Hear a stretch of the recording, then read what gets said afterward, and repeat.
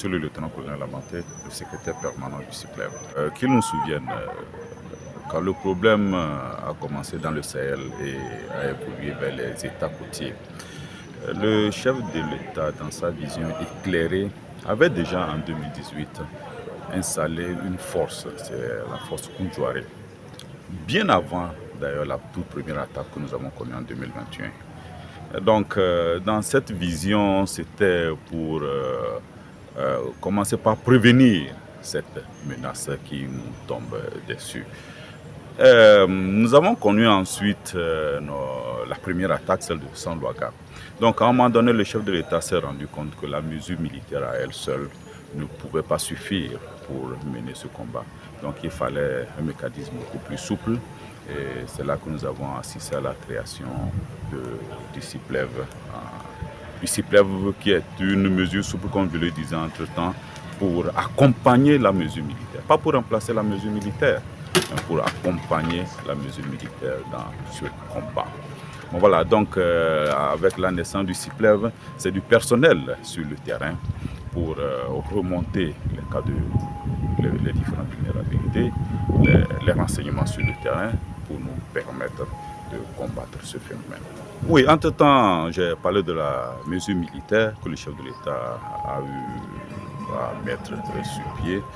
Ensuite, la mesure souple. Il y a également des mesures de développement. Le chef de l'État s'est battu pour commencer par faire bouger beaucoup d'infrastructures sur le terrain.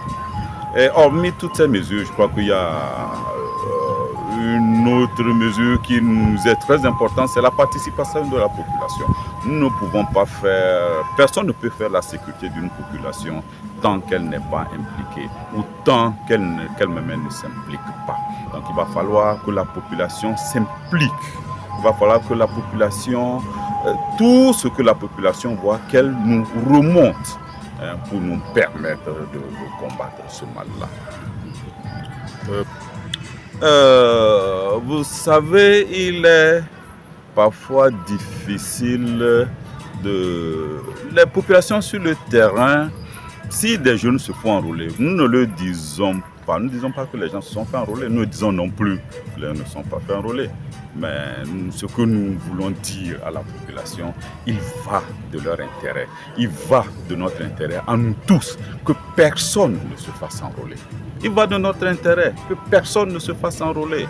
Ouais, la jeunesse, c'est la force vive, c'est la force qui doit se mettre au travail pour créer la richesse, pour accompagner le chef de l'État dans ses œuvres, dans ses missions.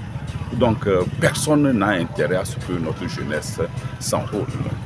Donc, c'est ce message-là que nous portons à cette jeunesse-là, que cette jeunesse reste sereine, que cette jeunesse se mette au travail aux côtés du chef de l'État.